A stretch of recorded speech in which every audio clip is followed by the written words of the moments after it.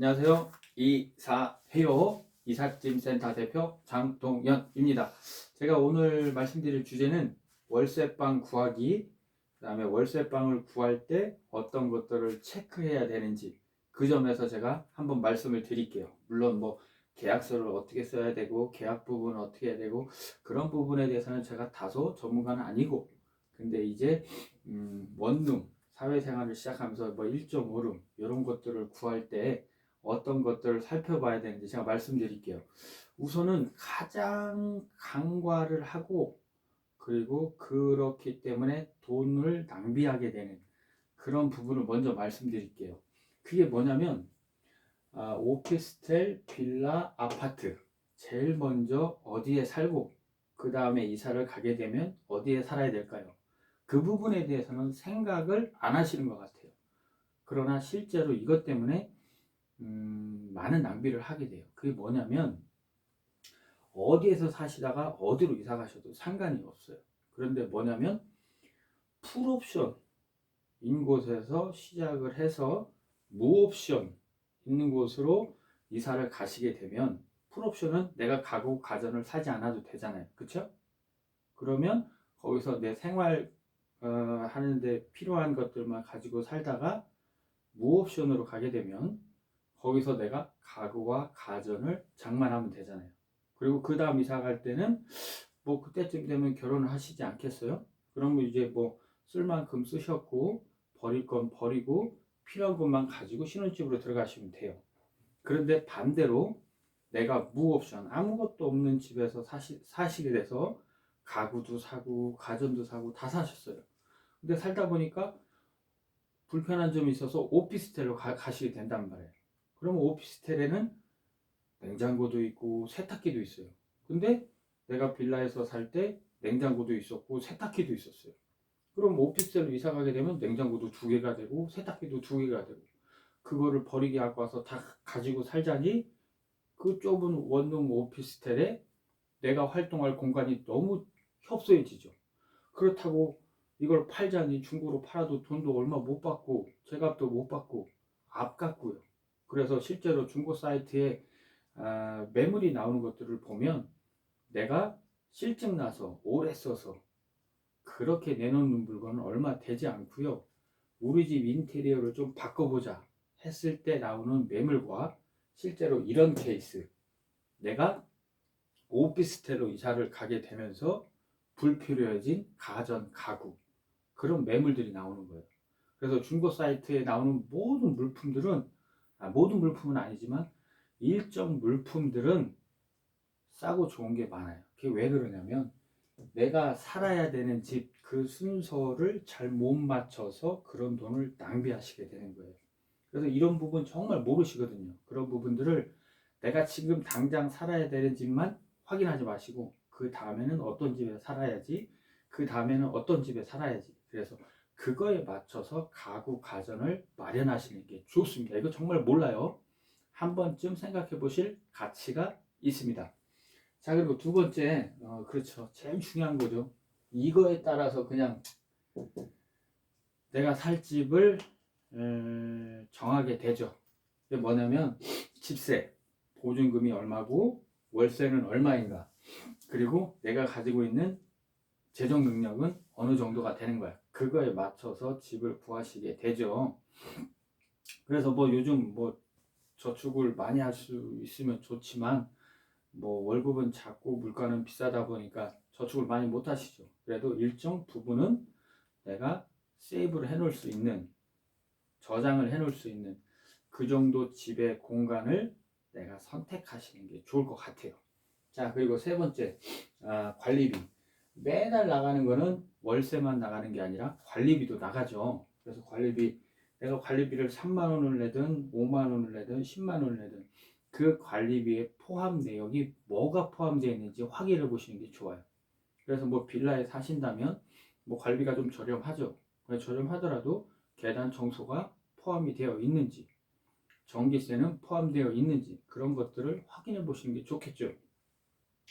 그리고 또 관리비가 적게 나오려면 또 뭐가 있냐면 냉난방이 개별 난방인지 전체 시스템 난방인지 그것도 알아보셔야죠. 그렇죠? 그래서 개별 냉난방이 훨씬 더 관리비를 줄일 수가 있어요. 그런 부분들 모르시는 분들은 알아두시면 좋을 것 같아요. 자, 그리고 오래된 빌라에서 내가 사회생활을 시작한다. 그럼 집에 방을 구한다. 그렇게 생각되시면 요거는 알아두셔야 돼요. 음, 계량기가 별도로 내 집만 따로 설치가 되어 있는지. 아직까지도 제가 이사를 하다 보면 오래된 건물에 한 층마다 계량기가 있는 집이 있어요. 그래서 그런 집에는 내가 한 달 동안 출장을 가더라도 뭐 수도요금이든 전기요금이든 n분의 1을 해야 되기 때문에 비용이 불필요하게 많이 나올 수 있다는 점. 개별 난방하고 똑같은 관점이죠. 그래서 그런 부분도 알아두시면 좋을 것 같아요. 자, 그리고 이웃. 내 이웃 누가 사는가? 위층, 아래층, 옆층. 뭐 다 똑같은 거죠. 한 건물에 누가 사느냐 굉장히 중요해. 뭐 층간소음 뭐 이런 것들 많이 사회적 이슈가 되잖아요. 근데 이제 원룸에서는 혼자 사시는 분들이기 때문에 층간소음은 뭐 그렇게 많지 않을 것 같아요. 근데 제가 실제로 작년에 어떤 일이 있었냐면 제가 이사를 3번 해드린 고객님이에요. 한 번은 뭐 처음으로 해드렸고, 그리고 2년이 지난 후에 다시 제가 이사를 해드렸는데 3개월 정도 사시다가 다시 이사를 가신다고 전화가 오셨어요. 그래서 제가 사유를 여쭤봤죠. 왜 그러냐 그랬더니 그때 이제 코로나가 이제 한참 적어되면서 같은 건물에 이제 외국인 운동선수가 계셨어요. 이제 용병이죠. 프로선수. 그러니까 뭐 제가 외국인을 비하는 거 아니고요. 저 같은 경우는 외국 생활을 하면서 결혼을 했기 때문에 국제 결혼을 했어요. 그래서 외국인을 비하하는 거 아니에요. 그리고 운동선수, 저는 이제 체육과를 나왔어요. 체대 출신이에요. 그렇기 때문에 누구보다 운동선수에 대해서 잘 알아요. 그래서 이제 그런 부분에 대해서 말씀드리는 게 아니라 그때 일정 기간에 운동을 하지 않았어요. 그래가지고 이제 그 운동 선수가 브라질 쪽, 아르헨티나 쪽, 뭐 아무튼 남미 쪽이었대요. 그러다 보니까 우리나라랑 시차가 정반대죠.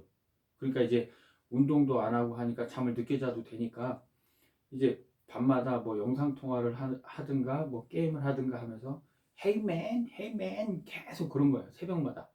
그러니까 이제 뭐 집주인한테도 그런 거를 얘기하고 그 다음에 그 프로팀에도 얘기를 하고 뭐 그런 식으로 하고 뭐 주차장에서도 만나면 헤이맨 헤이맨 하지 말아달라고 얘기도 하고 했는데 그게 잘 안 돼서 결국은 3개월 만에 다시 이사 가기로 결정을 하고 4개월째 되는 달에 이사를 하셨거든요. 그래서 부동산을 통해서 내 위층에 누가 사는지, 어떤 분들이 사는지, 내 옆집에는 어떤 분들이 사는지 그것을 한 번 정도는 확인해 보시는 게 좋아요. 내 옆집에서 매일 밤마다 부부싸움을 해요. 그럼 그거는 나한테도 고통이거든요. 그래서 확인할 수 있는지는 모르겠지만 가능하다면 한 번 정도는 여쭤보는 게 정말로 좋습니다. 자, 그리고 출퇴근 시간. 그쵸? 하루 24시간을 어떻게 생활하느냐에 따라 1년 후가 달라지고 5년 후가 달라지고 10년 후가 달라질 텐데 출퇴근 시간 굉장히 중요한 시간이죠. 그래서 이제 제가 드리는 말씀은 그 부분은 아니고 또 뭐냐면 아침잠이 많은 분들은 조금만 잘못하면 늦게 일어나시게 되잖아요. 그죠? 그러면 같은 사회생활을 하면서 나만 계속 지각하면 안 되잖아요. 그죠? 그러다 보니까 시간을 맞추기 위해서 택시를 부르는 거죠. 카톡으로. 그래서 택시를 타고 출근하시는 거예요. 조금만 늦게 일어나면 택시 타고 출근해요. 바로. 그래가지고 이제 집세만큼 택시비가 나오는 경우도 있었어요. 그래서 아침잠이 많아서 아예 1층에 내 사무실이 있고 한 10층 정도로 그 같은 건물에 10층 정도로 이사 가신 고객님도 계셨었거든요. 그래서 출퇴근 시간 뭐 누구나 다 고려하는 부분이지만 조금 더 저는 우선순위에 두었습니다. 그래서 우리 고객님들 중에서 내가 아침잠이 좀 많다면 한번 생각해 보실 값어치가 있어요. 이것도. 자, 그리고 내가 정말 조용한 곳에서 살고 싶어요. 그러면 어떤 것을 또 확인해 보면 좋냐면 어떤 원룸 같은 경우는 집주인의 특성에 따라서 2명 사는 분들은 받지 않는 원룸이 있어요. 그래서 어떤 분들은 딱 한 명만, 이 원룸 하나당 한 명만 거주하게끔 해놓은 데가 있거든요. 그런 데는 대체로 조용해요. 왜냐하면 혼자 거주하시는 것도 있고 거의 대체로 생활 패턴이 비슷하세요. 비슷한 시간에 출근했다가 비슷한 시간에 퇴근하시는 그런 분들이 거기에 살고 계시거든요. 그래서 만약에 내가 혼자 조용하게 살고 싶다면 그런 건물을 찾으시는 것도 좋아요. 거주 인원 제한 1명으로 두고 있는 곳. 그런 데도 좋아요.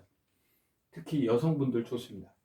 자, 그리고 애완동물. 그쵸.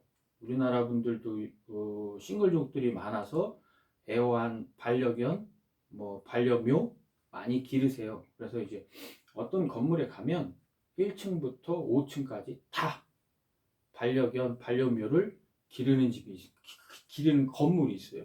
저는 이제 딱 한 번 그런 건물을 봤는데 제가 1층에 들어가니까 양쪽 집에서 왕왕왕왕 짖어요. 그리고 2층으로 올라가니까 왕왕왕왕 또 짖고. 그리고 고객님 댁 3층으로 올라가는데 막 1층부터 4층까지 막 왕왕왕왕왕왕 짖는 거예요. 그 건물에는 제가 처음 들어갔으니까, 제가 낯선 사람이니까 걔들은 다 알고 있는 거잖아요. 그래서 이제 내가 애완견을 애완묘를 기르는데 큰 비중을 두지 않는다면 그런 집을 피하는 게 좋겠죠.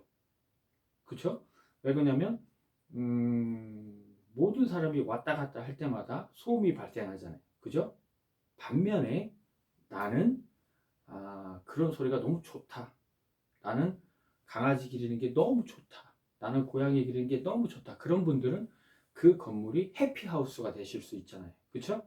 그래서 내 취향에 맞춰서 애완동물을 기를 수 있는 곳을 찾던가 아니면 기를 수 없는 곳을 찾던가, 그게 마찬가지로 층간소음만큼 중요한 문제예요. 그래서 그런 부분들도 체크해 보시는 게 좋아요. 자, 그리고 엘리베이터가 없는 빌라 같은 경우, 이런 경우에는 금연 건물인지 흡연이 되는 건물인지 그런 것을 한번 살펴보는 게 좋아요. 저 같은 경우 이제 이사를 하다 보니까 여러 건물을 다니잖아요. 그래서 어떤 건물에 가면 계단 청소가 조금 안 돼 있는 듯한 곳은 담배 냄새가 나는 곳이 조금 있어요. 그게 뭐냐면 엘리베이터가 없으니까 4층이나 3층에 사시는 분들이 1층까지 내려가서 다시 올라오는 게 귀찮은 거죠. 특히 밤 시간 같은 때. 그래서 이제 그런 경우에는 제가 볼 때는 계단에서 피는 분들이 계시는 것 같아요.